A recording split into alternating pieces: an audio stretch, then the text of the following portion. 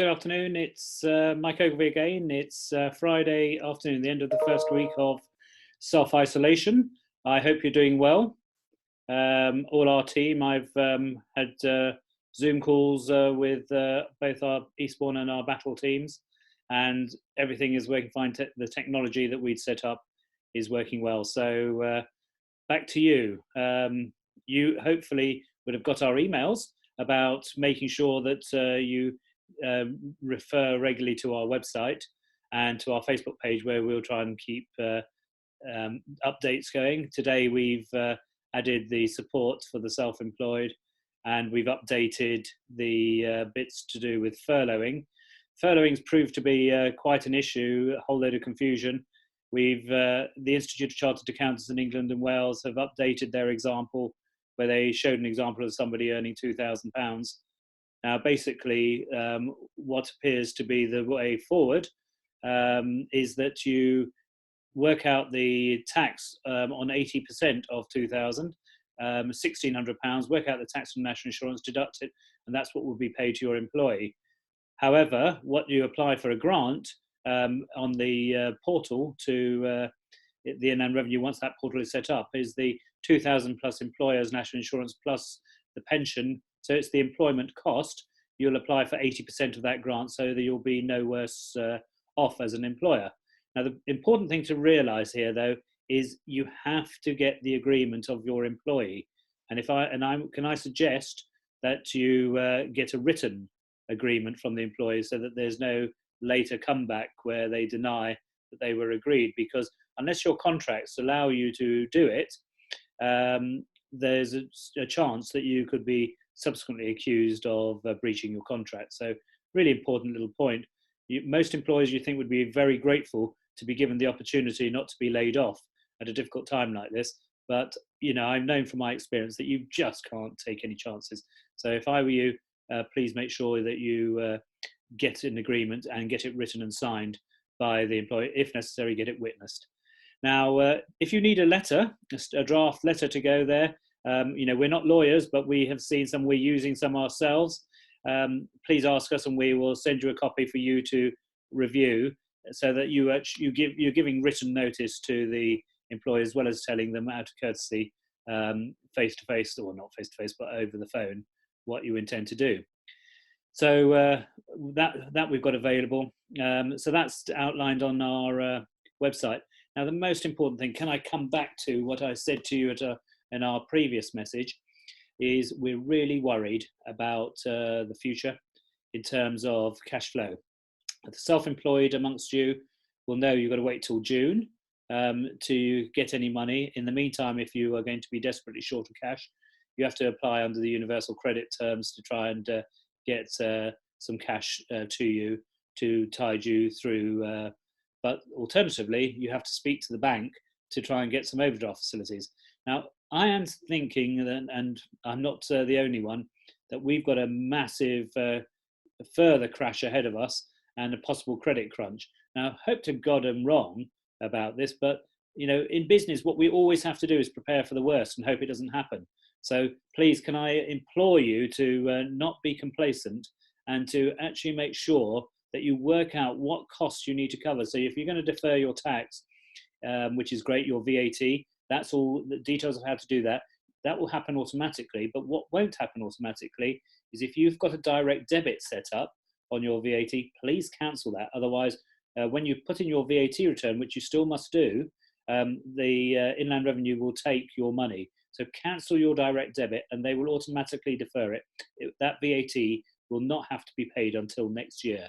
So that's a great saving to you. But you've got to look at your cash flow and see what else you can defer. So you can defer your pay as you earn temporarily. Remember, this is not cancelling it, it's just postponing it. So it's like a further loan. So we've got to really handle this cash very carefully. So you've got to make sure you cut out everything that's nice to have in terms, and just keep the things that must have. So if you need some help on getting some loans under this CBILS, the Business Interruption Loan Scheme, just come and speak to us, because we'll help you.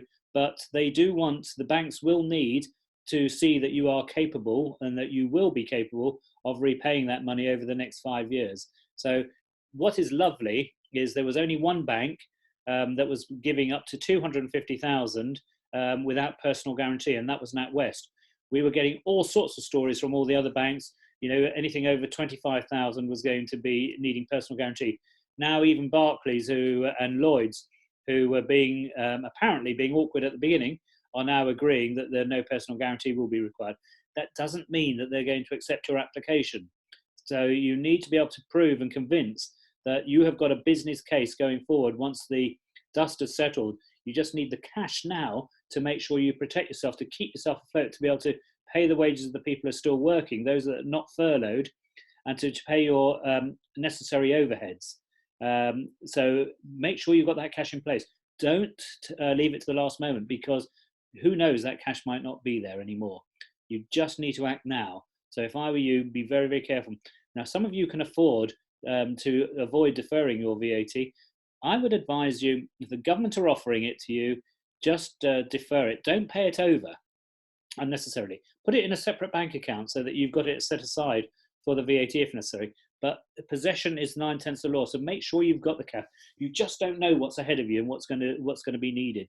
So we're just thinking, I'm going to try and work out some thoughts about the steps you need to take. Maybe produce a checklist for you that going forward, how you can protect your business. I'm listening, looking, reading, learning lots. We're part of the National Zenadine Network, a network of over 100 firms of accountants similar size to us. And we're talking endlessly about all these issues, and we're lobbying on behalf that we really are champions of small business, because as you imagine, most of our clients are smaller businesses, and most of the other firms are similar size to us. So we are putting a strong case to MPs, to the banks, to the senior banks. We have connections in high places throughout the group. So we're trying to lobby without being critical, because I think we're very impressed with what the Chancellor has tried to put in place. It's not perfect in any way, and some of it isn't fit for purpose, but at least they're having a go, and they're trying to stop businesses failing. But what we can't do is just assume the government is going to step in for us all the time. So businesses will fail unless we take steps and actually have the courage, if we believe in our business, to actually get the cash. So I'll come back to you next week about that, but just bear in mind, have a look at it, have a look on our website, have a look at the details there, and come back to us if there's anything we can do to help you, anything you're not sure about. But if any of you want us to help you with the furloughing, just let us know, and we'll try and help you. The deferring the VAT, if you've got a deadline to meet on your submitting your accounts, and you for the reasons, unavoidable reasons that it's going to be delayed, you can get a 3-month extension from Companies House. We have to apply for it though. So just think about all these things, and let's keep in touch. Remember, we're trying to contact all our clients. So good luck, have a great weekend, enjoy the sunshine, and just keep away from everybody. I can't believe the number of people who are still not socially distancing themselves. I don't know if you've heard about this concept of viral load. I only heard about it this week. But the more people you come in contact, so you just imagine those queues in the undergrounds, those queues in supermarkets, the more people that you come across that might have the virus, if you then catch it, the stronger the case of virus you're likely to catch.